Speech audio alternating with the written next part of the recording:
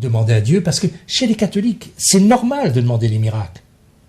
On a perdu le sens, mais nos pères fonctionnaient avec le miracle, des tas de maladies, des tas de choses, mais c'est des milliers de choses qu'on peut prouver, quoi. Hein, on priait, on se confiait à la Sainte Vierge, on se confiait à tel saint, etc. Et les saints réagissaient, et les miracles se faisaient. Bon, alors, vous avez un livre que je conseille très très fort, que j'ai beaucoup aimé, Marie, reine de France, de l'abbé Fusier. Bon, dans ce livre, l'abbé Fusier, au XIXe siècle, reprend un petit peu toute l'épopée de la France avec la Sainte Vierge Marie. Peut-être 1 millier de miracles qui sont cités. Parce que dans la religion catholique, il y a des miracles. Tout le temps des miracles. Et des miracles énormes. Hein, quand on lit les vies des saints, quoi, c'est toujours accompagné d'une vie miraculeuse. Bon. Et en particulier, il dit, dans la France, il y avait 600 000 édifices religieux. Petite chapelle, grande chapelle, petit oratoire, grand oratoire, cathédrale, basilique, etc., etc., bon, qui ont été détruits par les guerres de religion en partie, qui ont été détruits par la Révolution, qui ont été détruits par les guerres, etc. 600 000 édifices. Dans chacun de ces édifices religieux, il y avait une statue de la Sainte Vierge. C'est pour ça qu'Urbain II, venant prêcher la croisade, dit « Regnum Galliae, Regnum Mariae », quoi. Il était extasié devant donc toute cette histoire. Et là, il y a quelques années, travaillant toujours sur le problème de Jeanne d'Arc, dont on reparlera après, quoi, je suis monté en Écosse avec mon épouse. On est monté donc dans le nord de l'Écosse. Nous n'avons pas vu une seule statue de la Sainte Vierge en Angleterre. Ce sont deux mondes, etc. Bon, mais autour de ces statues de la Sainte Vierge, dans 600 000 oratoires, vous avez des ex-voto. Merci.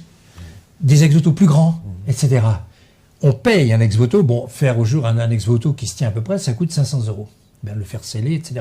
On paye un ex-voto pour une raison précise, de guérison, de protection, de grâce obtenue.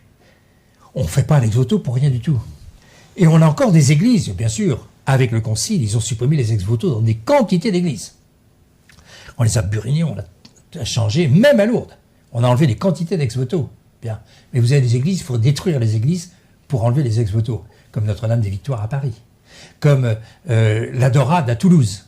La Dorade, une énorme église, mais tapissée intégralement d'ex-voto. Ou à Issoudun, hein, à la basilique du Sacré-Cœur, complètement tapissée, y compris les colonnes, hein, etc., d'ex-voto. Bien. Est-ce que vous avez des ex-voto dans les temples protestants, dans les synagogues, dans les mosquées? Voilà la différence. Voilà. Puis je cite aussi quelque chose de très concernant. Deux miracles extraordinaires. Le plus grand miracle, le plus grand fait d'armes des Francs, soldats du Christ roi à Montgisard, le vendredi 18 novembre 1177, où 375 chevaliers font disparaître 50 000 musulmans. 375 chevaliers contre 50 000 musulmans. Et je cite, bien sûr, ce que là-dedans est cité, les chroniques donc de l'islam, etc. Hein, l'histoire de l'évêque de Bethléem, hein, etc.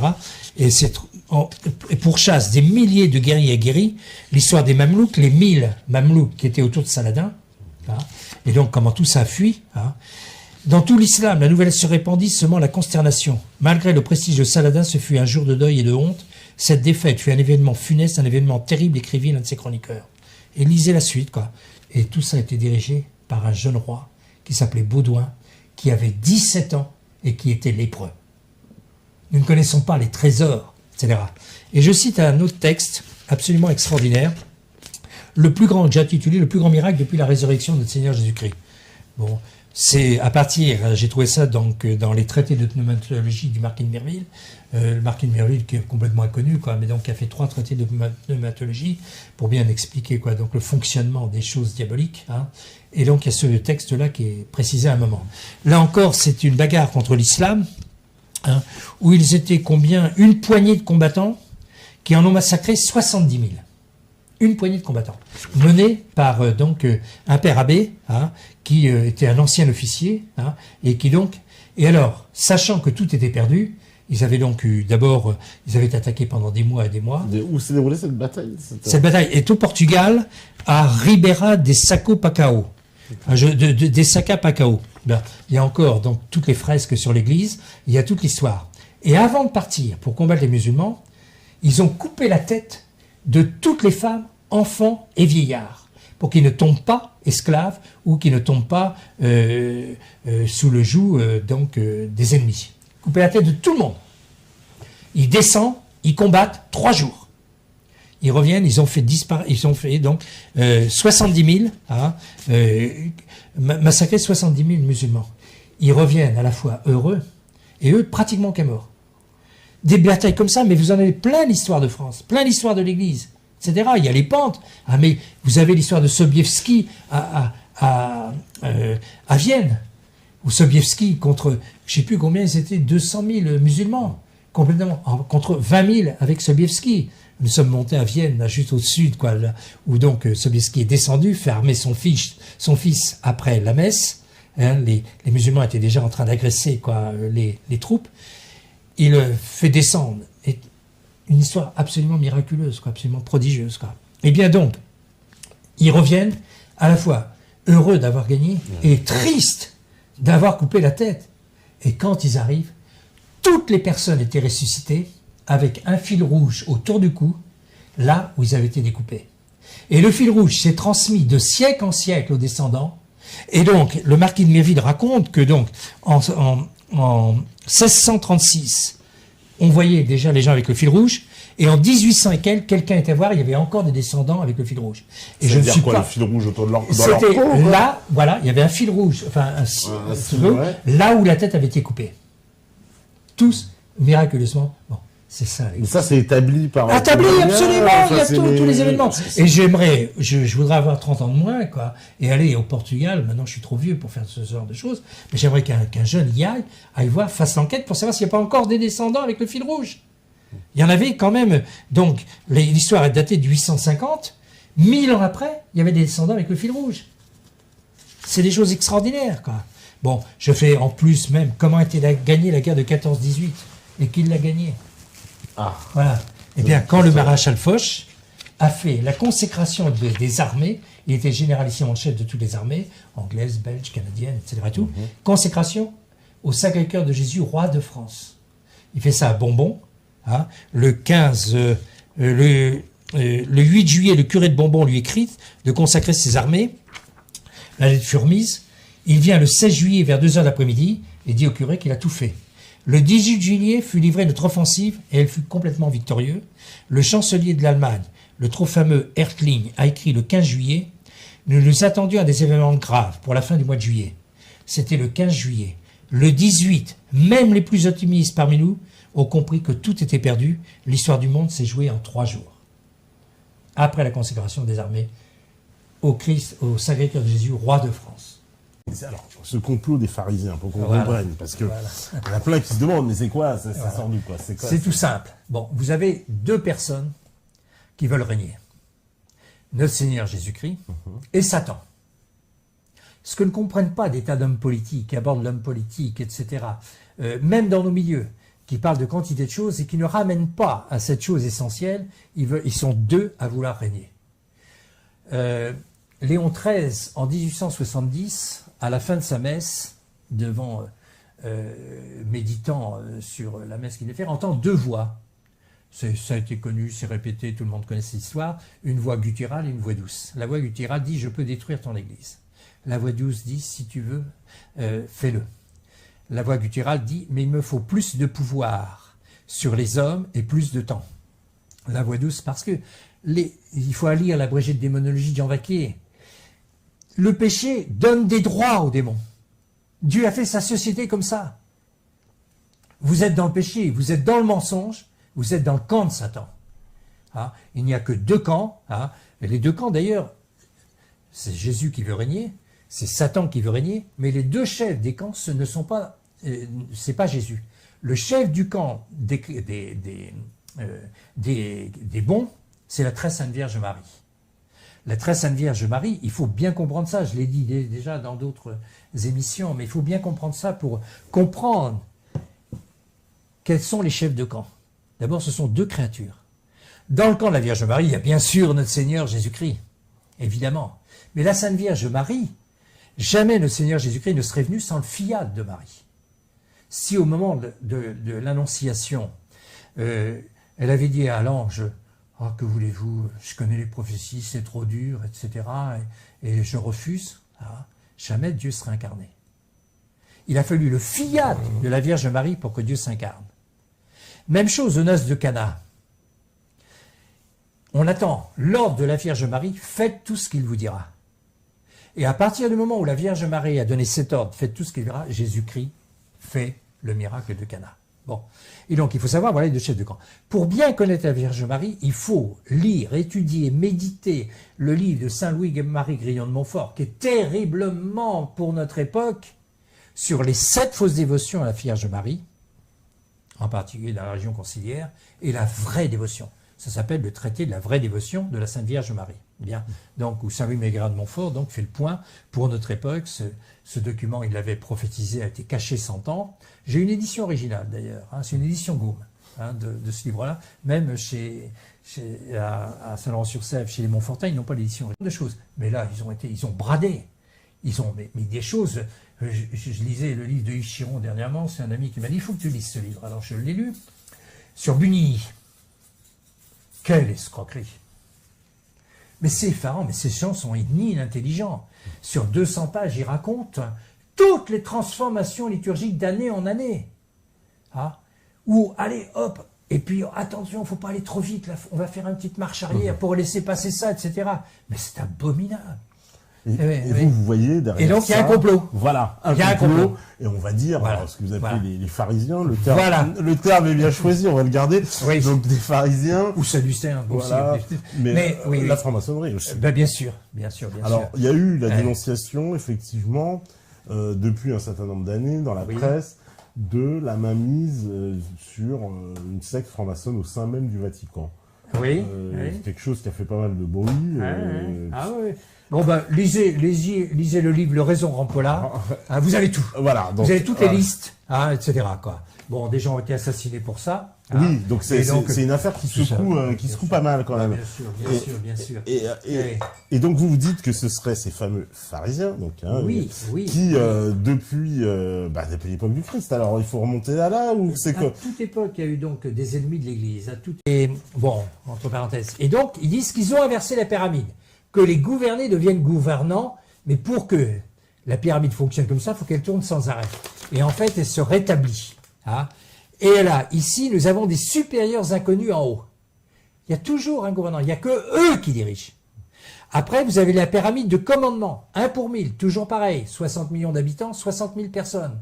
La moitié à Paris, 30 000, dans tous les différents services, etc. La moitié en province, 30 000. 100 départements, 300 personnes par département qui ont donc un rôle.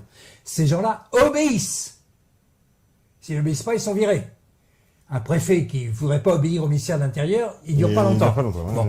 Cette pyramide a un sas pour rentrer. Ce sas, c'est l'initiation maçonnique. Et donc tous, sauf quelques-uns quand même, etc., il y a quelques exceptions, hein, au niveau peut-être d'un général, au niveau très peu. Mais donc, il y a l'initiation maçonnique. Et tous les gouvernés parlent de politique, mais n'en font pas. Ils en parlent. Tous les gens que vous recevez ici qui parlent de politique, ils en parlent, mais ils n'en font pas. Et donc, ils ont réussi à faire quelque chose d'extraordinaire. Ils ont distribué ces gouvernés en parties PARTIES, plus ou moins grosses. À chacune de ces parties PARTIES, ils ont mis un parti PARTI. Mais un parti n'existe que s'il y a l'accord des supérieurs inconnus. Ça il n'existe pas. Il n'a pas de financement, il n'y tient pas, etc. Il est combattu à mort, etc. Et ces gens-là, pour reprendre le pouvoir, il leur faut 60 000 cadres. Quand Le Pen était au second tour, s'il avait été élu au premier tour, il avait combien de personnes avec lui pour diriger la France? Personne, il avait peur. Tous résistaient. C'était ingérable. Bon, aujourd'hui, Marine, elle prend le pouvoir. Elle a combien de personnes? Pareil, elle ne peut pas gouverner. Il faut que les 60 000 crânes soient, ce qui arrivera, donc, convertis par la grâce. Le bon Dieu fera des miracles, on a les prophéties, on sait où ça va se faire, comment ça va se faire, avec l'arrivée du grand monarque. D'abord, ils verront que le grand monarque est juif, descendant de David. Et déjà, les tas de juifs vont se convertir. Parce que eux sont tout à fait en haut. Hein, bien. Et donc, et là, il y aura un certain nombre de problèmes. D'abord, avant, pour que ça soit gouvernable, un pays comme la France, il faut que les mauvais s'entretuent. C'est les grandes prophéties. Il y aura une guerre civile en Europe, 600 millions d'habitants, les 2/3 disparaissent. Il reste 200 millions d'habitants, 400 millions s'entretuent, se suicident, etc. Ça finira donc avec les prophéties de Marie Lataste à Lyon, où le sang éteindra le feu. Ça va être très violent. Quand le bon Dieu abandonne les hommes, donc on n'a pas voulu de Dieu, Dieu pareil ne règne pas par les bienfaits de sa présence, il règne par les méfaits de son absence, etc. Et donc, reprendre, mais il faut être débile pour penser reprendre le pouvoir. Alors on peut éventuellement dire, tiens, on tue la tête, etc. Mais vous n'avez aucun pays du monde capable de faire sauter ces 60 000 hommes. Il n'y a que le Dieu qui peut faire quelque chose. Et là, comme toujours, ça sera au niveau des chefs. Les chefs, on les connaît même pas, les supérieurs inconnus. Vous pouvez me dire qui dirige la France? C'est pas Macron, c'est pas Hollande, c'est pas tous ces gens-là. Macron, il a rendu compte à des tas de personnes qui lui donnent le fric, qui lui donnent les ordres. Alors à l'échelon mondial, on sait des choses. On sait, parce qu'à l'échelon mondial, il y a un souci messianique. On ne peut pas comprendre Rothschild sans le souci messianique. Parce que il veut que le Messie arrive, etc. Et donc le Messie satanique. Le Messie est déjà arrivé. Quand j'étais chez Mel Gibson, donc le frère Élie, un prêtre, un matin, c'était un juif, il se cachait pas, quand il m'a dit « Vous êtes antisémite ». Et je vous rappelle, parce que j'ai déjà rappelé, mais c'était significatif. Et je dis, moi antisémite, j'adore un juif crucifié. Je vénère sa mère juive, et je suis dans une église dont les 12 piliers sont juifs. Et je lui dis, vous faites justement l'accusation, comment c'est dit, Hervé Ryssen dit, l'accusation à l'envers, quoi. La version accusatoire. La version, voilà, accusatoire. Et je dis, frère Élie, vous allez me répondre maintenant à la question, est-ce que Jésus est le Messie? Il a fallu que je pose 3 ou 4 fois la question. Est-ce que Jésus est le Messie? Et à la fin, il m'a dit oui. Je lui ai dit, l'incident est clos. Le monde croulera dans la piété, l'impureté, le complet oubli de Dieu, et courra ainsi à son châtiment. Les Français iront jusqu'aux confins du désespoir. Et on n'y est pas. Les gens, ils croient encore à Le Pen. À Marine Le Pen. Vous êtes cinglés. Jamais. Tous les élus, tous les gens présentés dans les élections sont présentés par nos ennemis, sont choisis par nos ennemis, depuis l'extrême droite à l'extrême gauche. Moi, quand j'ai appris ça, j'ai fait partie de l'état-major de Jean Royer pour son élection. Et j'ai vécu comment tout fonctionnait de l'intérieur. Donc, je suis resté à Tours pendant plus d'une semaine, etc. J'étais dans le groupe où on se réunissait à 10, et puis c'est tout. Et donc, on suivait les choses, et j'ai vu comment était organisée j'ai écrit tout ça. Comment était organisée une élection présidentielle. Et je n'ai plus jamais voté de ma vie. Parce que tout est un piège, etc. J'avais, tous les soirs, c'était ma mission d'appeler soit Messmer, qui était Premier ministre, soit Chirac, qui était ministre de l'Intérieur, pour avoir donc les sondages des renseignements généraux jour par jour. Et donc, on avait les renseignements généraux, les résultats, et après, on avait les renseignements qui étaient donnés par les instituts de sondage. Et donc, Jean Royer était parti à 12%, et il lui fallait 19% plus une voix, parce que ça obligeait à Giscard d'avoir 19% moins une voix, à la fin du premier tour. Et donc quand il était à 12, il n'était pas irraisonnable qu'il monte. Et quand j'ai fait ce calcul devant Jean Royer, il y avait un énarque qui était là, qui tout de suite était foncé au Télex, parce qu'à l'époque il y avait que le Télex, tout de suite a foncé au Télex pour dire Jean Royer peut être élu. Et à ce moment-là, le ministère de l'Intérieur, parce que j'ai vécu ça à l'intérieur, a payé tous les soirs, jour par jour, 200 gaussistes, pour se foutre en l'air donc la candidature Royer. Les télévisions avaient ordre de n'enregistrer que lorsqu'il parlait d'avortement et avec des vues en contre-plongée. Il paraissait un Savonarole. Et le dimanche, à la fin du premier tour, il avait une vue tout à fait normale et il répétait donc 3%, j'en voyais 3%, il a fini à 3%. C'est-à-dire, tout ça, c'est une manipulation complète, tenue par l'ennemi, etc. Parce qu'un sauveur vient sauver que quand tout est perdu. C'est-à-dire donc, à la dernière extrémité, et là nous avons mis Jésus-Christ hors la loi par la Révolution française. Nous avons mis la Sainte Vierge en dehors de l'Église par le Concile Vatican II. Nous avons tout détruit de notre Seigneur Jésus-Christ. Le bon Dieu nous abandonne à ces gens-là. Mais le bon Dieu est quand même le Tout-Puissant. Et un jour remettra les choses en ordre. Et il remettra les choses en ordre à 2 conditions, qu'explique l'abbé Lehmann. La première condition, il faut que l'ennemi ait l'impression d'avoir tout fait pour pouvoir gagner. Et la deuxième condition, le bon Dieu vient sauver que quand tout est perdu et qu'il ait formé un petit nombre. Et dit l'abbé Lehmann, purifier, un petit nombre purifié. Purifié dans les 3 puissances de l'âme, mémoire, intelligence, volonté. Et nous avons besoin d'être complètement purifiés. Au niveau de la mémoire, on est bourré de mémoire à polluer, quoi, etc., par Internet, par la télévision, par tout ça, etc. Au niveau de l'intelligence, on a perdu le sens surnaturel des choses. Hein. L'ennemi connaît le sens surnaturel, il va à des rituels sataniques. Qu'est-ce que c'est l'initiation maçonnique? L'initiation maçonnique, c'est un sacramental luciférien. Il n'y a qu'à lire le livre de Nicoulot, où est-ce que je l'ai pris là, hein, etc. Bien. Et donc le bon Dieu nous abandonne à tout ça, on l'a choisi.